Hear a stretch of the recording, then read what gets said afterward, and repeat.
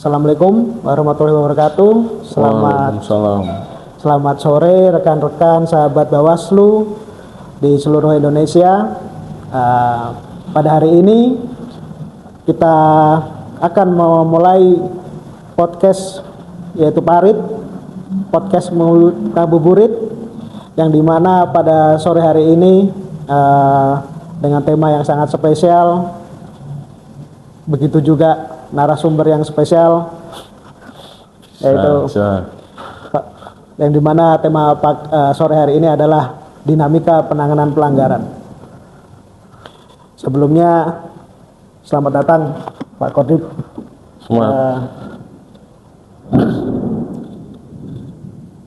Terima kasih. Baik, melihat setelah berjalannya pemilu dan pemilihan 2024 secara serentak, telah banyak rangkaian terlewati, khususnya terkait mengenai penanganan pelanggaran. Banyak gejolak serta problematika yang telah terjadi Pak Kodip sepanjang ini, khususnya untuk penanganan pelanggaran itu sendiri. Iya, Mas Tommy. Ya. Tanpa panjang lebar lagi, mari kita lanjutkan dengan poin-poin yang atau pertanyaan kepada Pak Kodif selaku narasumber yang sangat kompatibel dan kompetitif untuk menjawab mengenai problematika dan dinamika penanganan pelanggaran. Selamat datang Pak Kodif. Bagaimana Ya, kabarnya Pak Kodif? Alhamdulillah stabil. Sehat selalu untuk Pak Kodif. Baik Pak Kodif, pertama-tama sebelumnya, apa sih penanganan pelanggaran itu sendiri dalam konteks pemilu?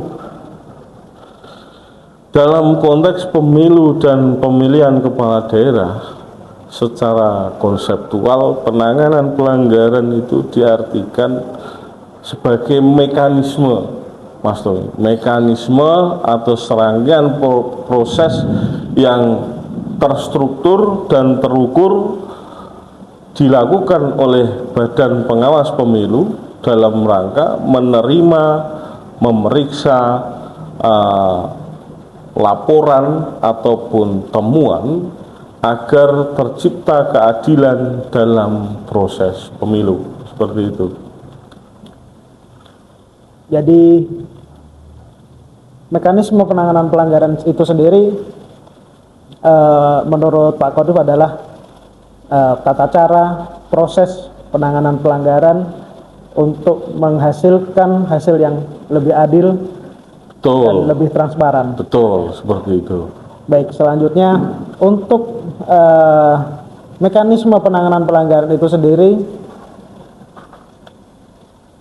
bagaimana Pak? Bagaimana Bawaslu melaksanakan mekanisme penanganan pelanggaran ketika proses tahapan itu berlangsung, Pak?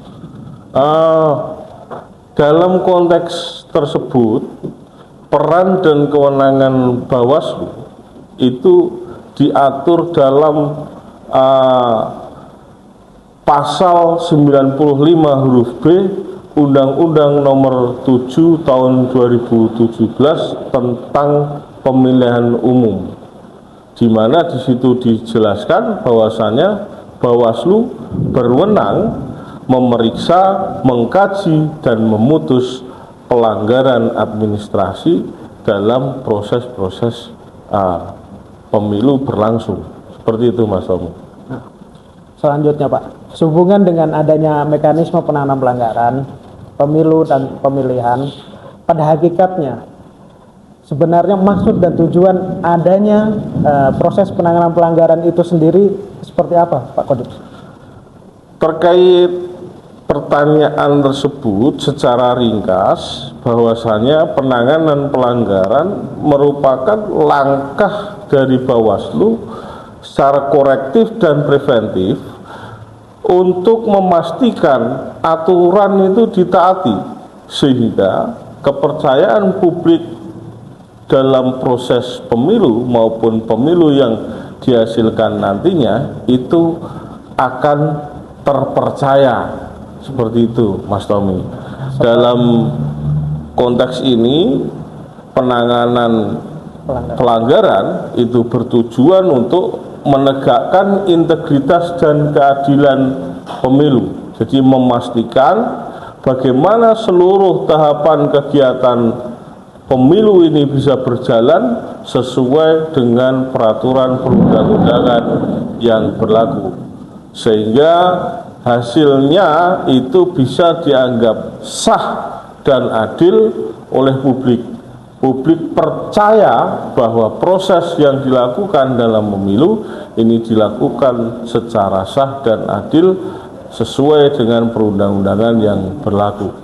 Selanjutnya Mas Tommy, dalam konteks ini penanganan pelanggaran itu juga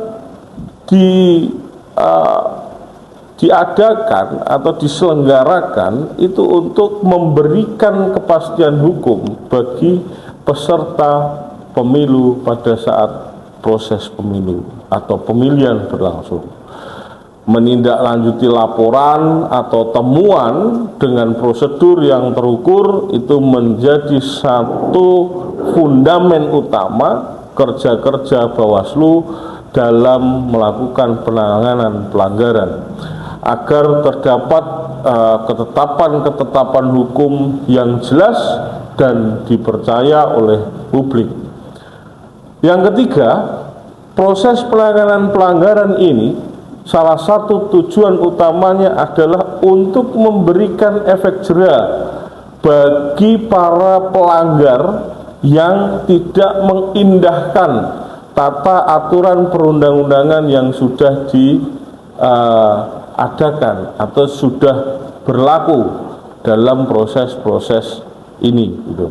Selanjutnya adalah ini untuk melakukan transparansi dan menjaga akuntabilitas kerja-kerja badan pengawas pemilu itu sendiri. Gitu.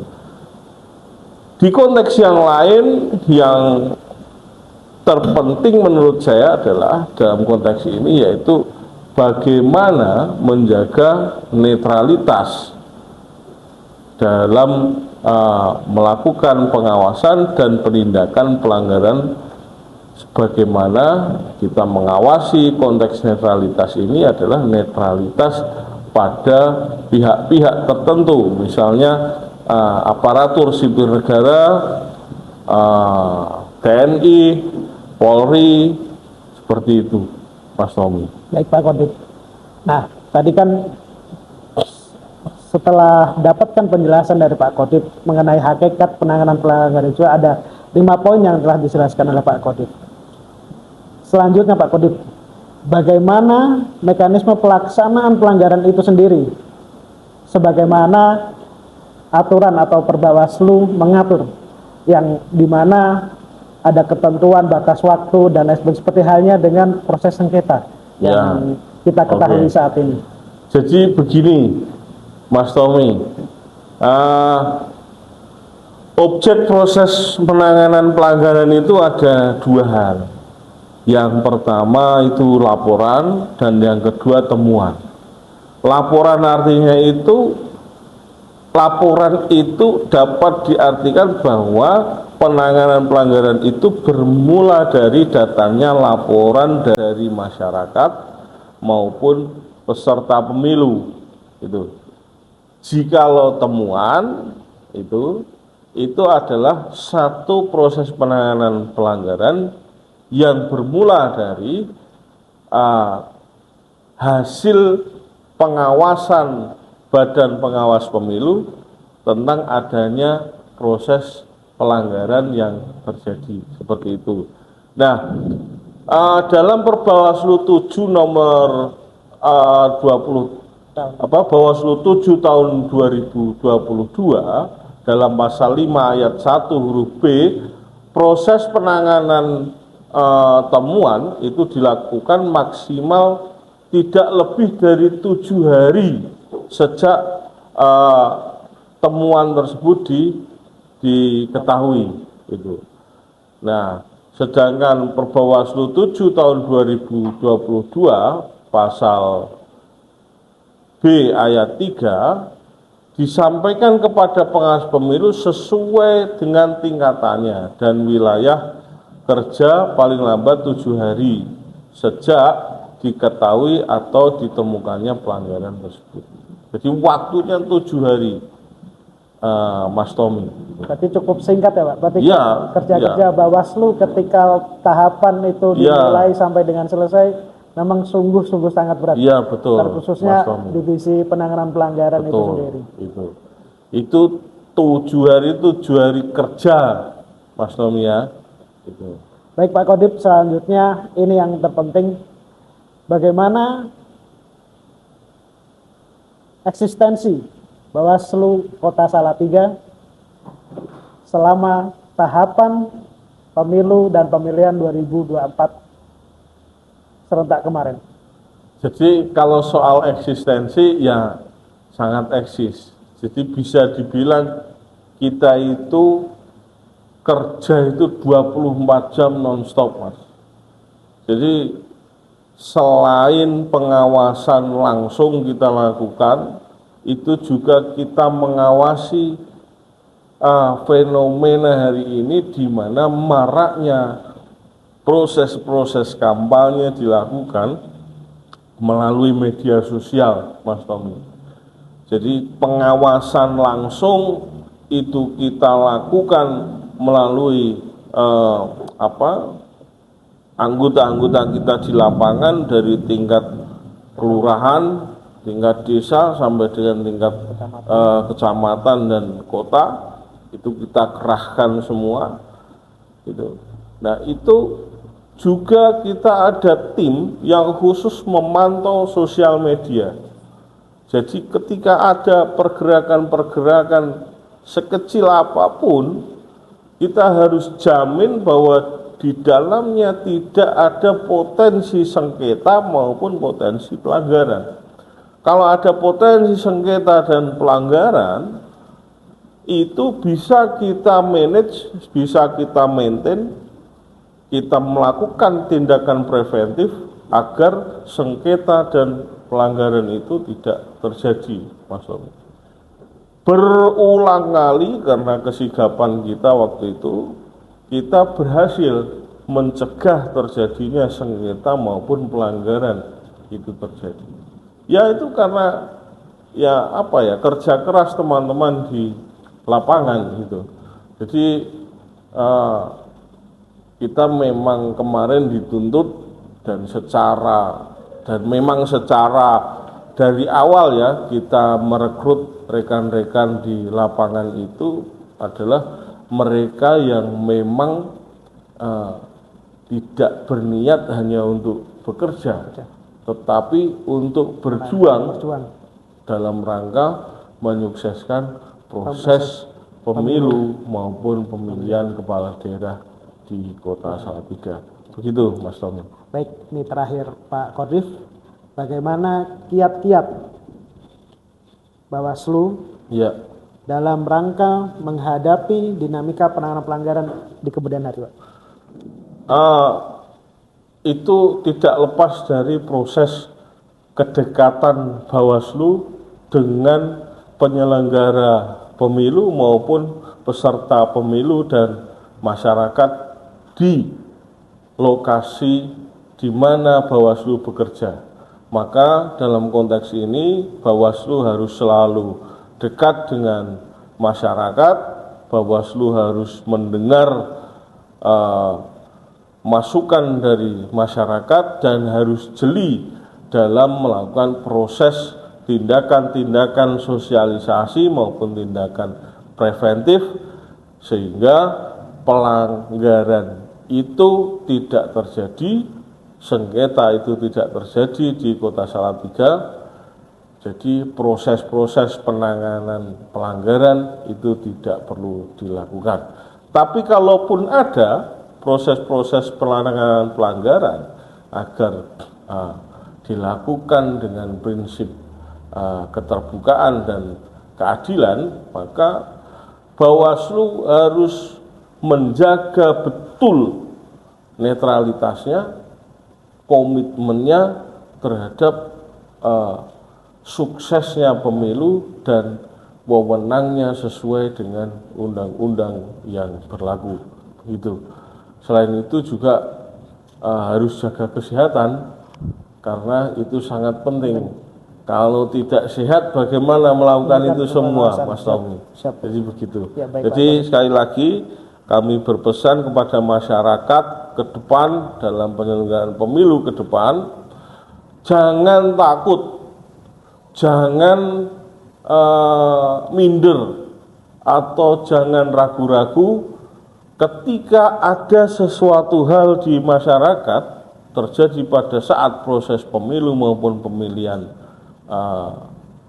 bupati maupun wali kota atau kepala daerah yang lain, itu untuk datang ke kantor atau Panwascam meminta keterangan, meminta pertimbangan jika ada suatu hal yang kurang berkenan maupun kurang jelas terjadi di lingkungan sekitarnya. Bawaslu 24 jam pada saat itu nanti akan siap mendengar dan menerima keluh kesah maupun laporan yang diberikan oleh masyarakat. Itu maksudnya. Jadi pada intinya poinnya pencegahan lebih utama. Betul. Dibandingkan sampai dengan tindak lanjut penanganan ataupun pencegahan itu tidak bisa dilaksanakan, Bawaslu tetap siap untuk melaksanakan proses penanganan. Betul. Demikian mengenai dinamika penanganan pelanggaran itu sendiri dan perbincangan sore kita hari ini yang sungguh sangat hangat, menyenangkan dan banyak ilmu serta pemahaman yang kami terima dari Bapak narasumber yang sangat spesial pada sore hari ini, Bapak Duta Terus selaku Koordif Penanganan Pelanggaran, menambah pemahaman kita bahwasanya Bawaslu memiliki peran yang sangat penting khususnya terhadap mekanisme penanganan pelanggaran agar menghasilkan hasil yang adil dan sebagaimana atau dilaksanakan melalui due process of law sebagaimana hukum mestinya. Terima kasih Pak Koordif atas kehadiran podcast sore hari ini. Sehat selalu. Amin. Semoga sukses selalu dan terima kasih. Assalamualaikum warahmatullahi wabarakatuh. Salam.